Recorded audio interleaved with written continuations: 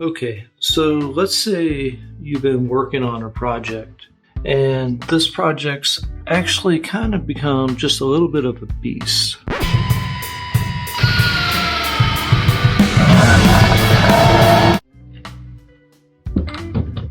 And you realize pretty quickly that you got a problem.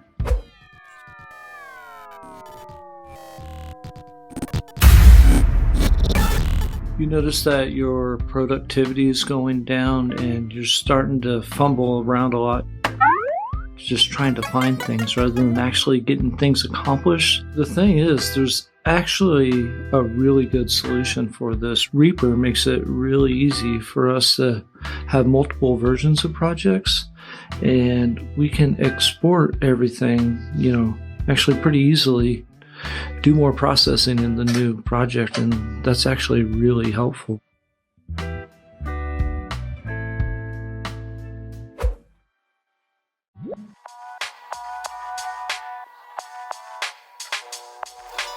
Sometimes projects become so congested and convoluted, it can almost lead to a sort of decision fatigue where we don't even really want to make any more decisions, things like EQ moves or compressor adjustments, things like that, for fear that we might negatively affect the overall sound of the project, or that we might mistakenly do something that adversely affects the rest of the things going on. Or we could even have so many tracks or so much going on in the automation lanes that we just get confused as to where we're going. We're spending so much time scrolling around and looking for things that we're not making much progress. And so comes a time when we might need to actually export what we got and simplify it. Sometimes you can even combine a couple of tracks to make it into a single track if there are sounds that kind of play well together. You can get everything reorganized again in a duplicate project.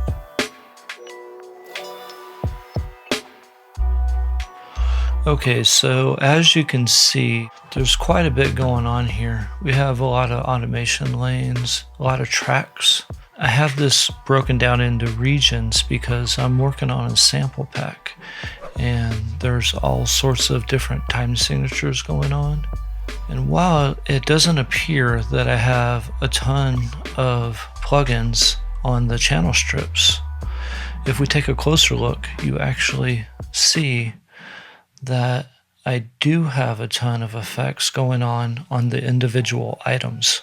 This project has actually gotten to a point where it's a lot to handle and manage, and if we start making little changes from here, the small changes could start affecting other things we want to do in ways we're not really intending. Okay, so the first thing you're going to want to do is to render out your stems for the project, and make sure you have everything in condition where it's usable and they're going to transfer over nicely. It's a good idea when you're rendering things in the same kind of fashion very often that you can make a preset right here, options and formats, and go to save preset and then just name it what you want. I've already saved my preset for doing what I'm doing here, which is selected tracks via the master track, and the time selection. I've already rendered all mine out, but it would look like this. I would have, say, this first section right here. I would have that section highlighted, and then I would have all my effects, and then I would have the relevant tracks also selected. By hitting the command key, you can select which tracks you want to select. And so I would just select the ones that are in this region. Now, if you're not doing it by regions, just select the tracks that you want to track out at that time. There could be a reason that you want to mute some of them or just not, track them out at that given time. I already have this done, so I'm not going to do this at this time. Oops, accidentally hit the wrong button. Almost did it again anyway. And I have all these files right here. These are basically the beginning of the stems of my sample pack, and they're pretty close to their final version, but I want to do a few little small adjustments on them before I run them through the tape machine over there.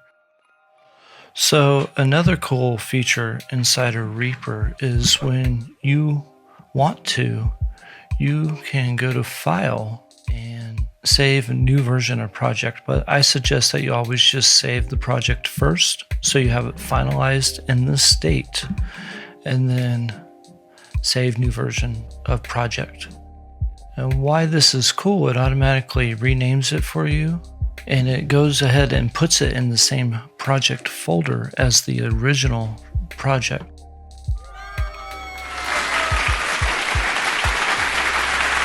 So from here, what I am going to do is I am going to highlight almost all the tracks. Let me see. I want to leave just a couple of the tracks. Now there's a couple. If I hit Command, I want to save my bus folder right there. I want to save this bus folder, and that top one, I believe, yeah, I want to get rid of the rest of them. Remove tracks.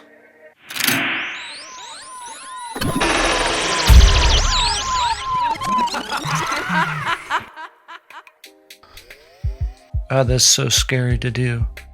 Let's open a new project tab, which is this one. Let's open a recent project. We will go to what that project was named before saving it as a new version. No, don't save it.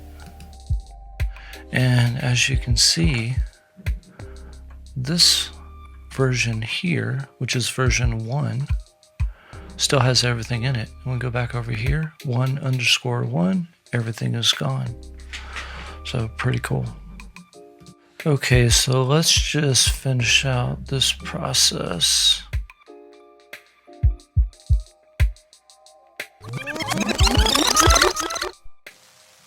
Okay, so what I've done is I took all those tracks and I put them back inside of this folder track right here, which serves as a bus for processing on all these, and that's what these automation lanes are. I didn't want any of this processing to happen until after I had these stems already locked in, because I didn't want it to process all this information, because some of it has like tape saturation and you can hear a little bit of crackle going on.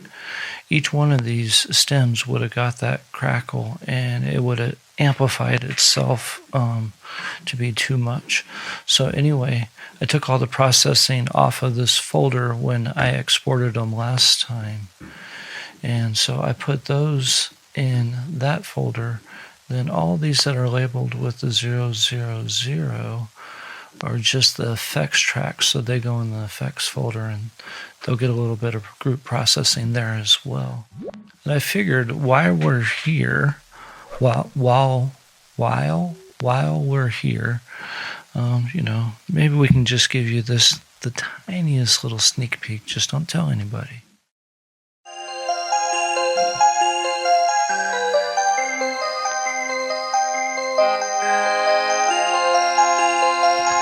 Yeah, so this sample pack is going to be nothing but a vibe. All the loops are going to be 16 bars long, and they change. The 16 bars don't just like loop 2 bars or 4 bars over and over again. They evolve as they go. Kind of the theme of the sample pack would be like somebody's daily life, like following someone around, in something like a urban or city environment, something more like where I grew up rather than where I live now. And the concept is finding beauty in a miserable or ugly or dirty place. So a lot of the sounds are really grimy because I don't know. I'm not really a big fan of clean sound. I kind of hate the digital era in that everything is so stinking squeaky clean. And so, yeah, I personally like to find the beauty in the grime, if you know what I mean.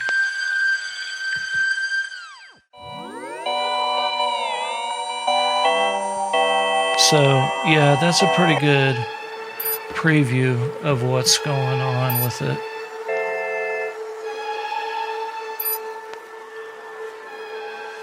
And if I lower down this folder, that's the effects going on in the background for this track. So, and y'all remember, until I talk to you next time, treat all your people really well. 'Cause life is short. Have a good one.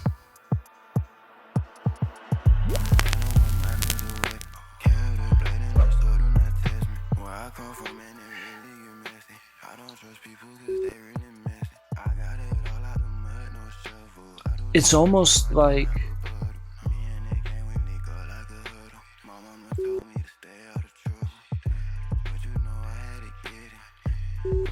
or